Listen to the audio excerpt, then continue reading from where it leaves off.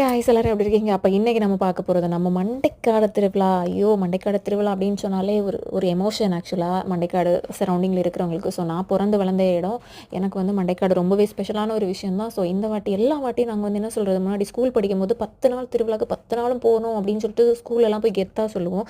But இப்போல்லாம் ஒரு நாள் போகிறதுக்கே ரொம்ப கஷ்டமாக இருக்குது. ஸோ எப்போ நான் மண்டைக்காடு போனாலும் நான் என்னோடய ஸ்கூல் ஃப்ரெண்ட் யாரையாவது மீட் பண்ணுவேன்.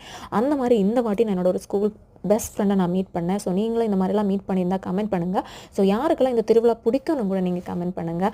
என் பசங்க ஆக்சுவலாக ரொம்ப நல்லா என்ஜாய் பண்ணாங்க. நார்மலாக பசங்களை எங்கேயுமே வெளியில் கூட்டிகிட்டு போகவே டைம் கிடைக்காது. ஸோ இந்த மாதிரி ஃபெஸ்டிவல் சீசன் வரும்போது அவங்கள வந்து வெளியில் கூட்டிகிட்டு போய் ஃபன் பண்ணுறது ரொம்பவே நல்ல விஷயம். ஸோ கடைசியில் நாங்கள் என்ன அப்படின்னா கொஞ்சம் நல்லா டைம் ஸ்பெண்ட் பண்ணிவிட்டு அதுக்கப்புறமா நாங்கள் வீட்டுக்கு வந்தோம் அப்படின்னா மண்டைக்காட்டையே நாங்கள் வந்து வீட்டுக்கு கொண்டு வந்துட்டோம் கைஸ்.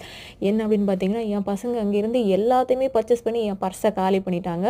ஸோ நீங்கள் இந்த மாதிரி உங்கள் பசங்களுக்கு வாங்கி கொடுப்பீங்களா இல்லையா அப்படின்னு கமெண்ட் பண்ணுங்கள். நார்மலாக நான் வந்து ரொம்ப ரெஸ்ட்ரிக்ஷன் எல்லாம் பண்ண மாட்டேன். மேக்ஸிமம் என்னால் முடிஞ்ச அளவுக்கு நான் வந்து அவங்களுக்கு பண்ணுவேன். அவங்களோட ஹாப்பினஸ் தான் எனக்கு ரொம்ப முக்கியம். ஏன் அப்படின்னா நிறைய காலகட்டங்கள் அதாவது நிறைய வருஷங்கள் வந்து நாங்கள் வந்து நிறைய விஷயங்கள் இல்லாமல் ரொம்ப கஷ்டப்பட்டிருக்கோம்.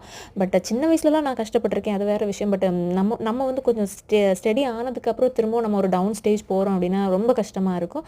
ஸோ இப்போ திரும்பவும் நாங்கள் ஒரு ஸ்டேபிளாக வந்துட்டேன். ஸோ இப்போ நான் வாங்கி கொடுக்குற நிலைமையில் இருக்கிறனால என் பசங்களுக்கு நான் வாங்கி கொடுத்து ரொம்ப சந்தோஷப்படுத்துறது வந்து எனக்கு ரொம்ப சந்தோஷம். ஸோ அவங்களும் அதை மாதிரி தான், அவங்களுக்கு மட்டும் இல்லாமல் அவங்களோட கசின்ஸ் அப்புறம் அவங்க ஸ்கூல் ஃப்ரெண்ட்ஸ் அப்படின்னு சொல்லி எல்லாருக்குமா சேர்த்து வாங்கின டாய்ஸ் தான் இது எல்லாமே.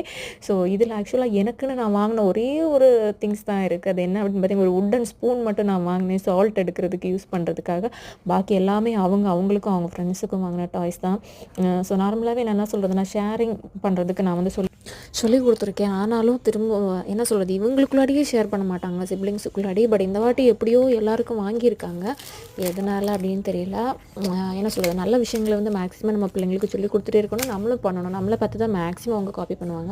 அப்புறம் இது பார்த்திங்கன்னா க்யூட்டாக இருக்குல்ல. இதெல்லாம் நிறைய டிஃப்ரெண்ட்ஸ் வெரைட்டி ஆஃப் பென்ஸ் இருந்துச்சு. எனக்கு பென் வந்து ரொம்ப பிடிச்சிருந்துச்சு. நானும் இந்த மாதிரி எனக்கு வந்து வித்தியாசமாக இருக்கிற அந்த கலெக்ஷன்ஸ் எல்லாம் எடுத்து கலெக்ட் பண்ணி வைக்கிறது எனக்கு ரொம்ப பிடிக்கும். இந்த உடன் ஸ்பூன் மட்டும்தான் நான் எனக்குன்னு வாங்கினது, பாக்கி எல்லாமே இவங்களுக்காக வாங்கினது தான். ஸோ வீடியோ பிடிச்சிருந்தா லைக் பண்ணுங்கள், இந்த மாதிரி வீடியோஸ்க்கு மறக்காமல் ஃபாலோ பண்ணுங்கள். Okay, by.